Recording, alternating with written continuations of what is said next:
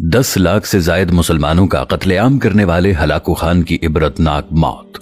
दुनिया का वहशी तरीन इंसान हलाकू खान शान से अपने घोड़े पर बैठा हुआ था।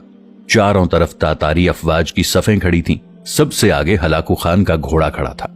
हलाकू खान के सामने कैदी मुसलमानों की 3 सफ़ें खड़ी की गईं, जिनको आज हलाकू खान ने अपने हुक्म पर कत्ल होते देखना था। फिर वो जालिम बोला, इनके सर कलम कर दो, और जल्लाद ने लोगों के सर काटने शुरू कर दिए।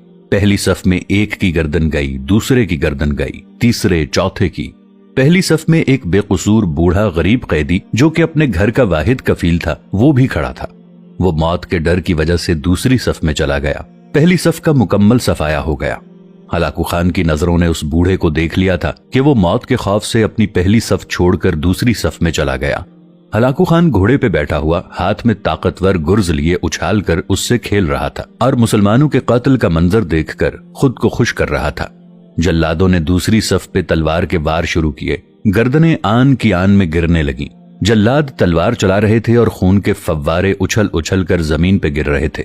उस बूढ़े बाबा ने जब देखा कि दूसरी सफ के लोगों की गर्दनें कटकर उसकी बारी बहुत जल्द आने वाली है, तो वो भागकर तीसरी सफ में खड़ा हो गया।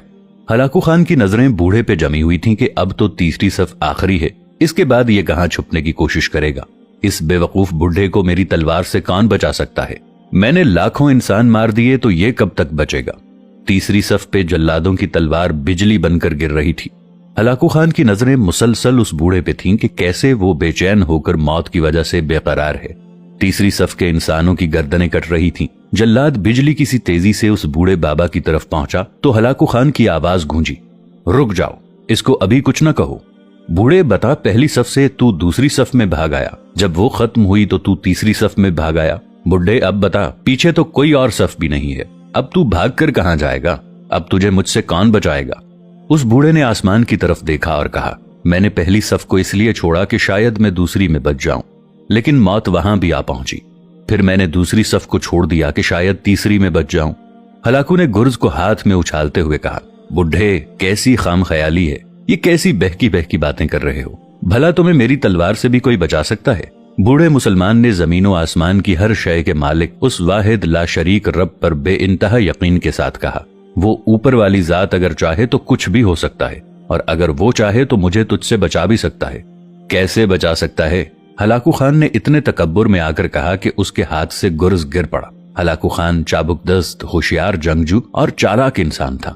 हलाकू खान घोड़े के ऊपर बैठे बैठे गिरे हुए गुर्ज को उठाने के लिए जब झुका कि जमीन पे गिरने से पहले वो इसे हवा में ही पकड़ ले, इसी कोशिश में हलाकू खान का एक पांव रकाब से निकला और वो अपने घोड़े से नीचे आ पड़ा, जबकि दूसरा पांव रकाब में ही फंस कर रह गया। हलाकू खान का घोड़ा इतना डर गया कि भाग निकला। हलाकू ने खुद को बचाने की बहुत कोशिश की। लश्कर भी हरकत में आ गया, लेकिन घोड़ा इतना ताकतवर था कि किसी के काबू में न आया। वो हलाकू खान को पत्थरों में घसीट घसीट कर भागता रहा, यहाँ तक कि हलाकू का सर पत्थरों से पटक पटक कर इस कदर लहूलुहान हो गया कि उसकी रूह चंद ही मिनट में इस तकब्बुर भरे वजूद को छोड़कर जहन्नम रसीद हो गई। लश्कर ने जब बेइंतहा कोशिश के बाद हलाकू खान के ताकतवर घोड़े को काबू किया तो उस वक्त तक उसका सर बुरे तरीके से कुचला जा चुका था। हलाकू का लश्कर उस बूढ़े बुजुर्ग से इतना खौफजदा हो गया कि लश्कर ने उसे जानबूझकर नजरअंदाज कर दिया और वो बुजुर्ग बड़े आराम और सुकून से पैदल ही अपने घर की तरफ चल पड़ा। नाजरीन, मजलूम की आह से डरना चाहिए, क्योंकि जब वो अल्लाह से रुजू करता है तो कबूलियत बहुत दूर से उसका इस्तकबाल करने आती है। अल्लाह हमें जुल्म और तकब्बुर से महफूज रखे। दोस्तों, वीडियो में मौजूद पैगाम अच्छा लगे तो इसे दोस्तों के साथ शेयर जरूर कीजिएगा। मिलेंगे नई वीडियो के साथ, तब तक के लिए अल्लाह निगहबान।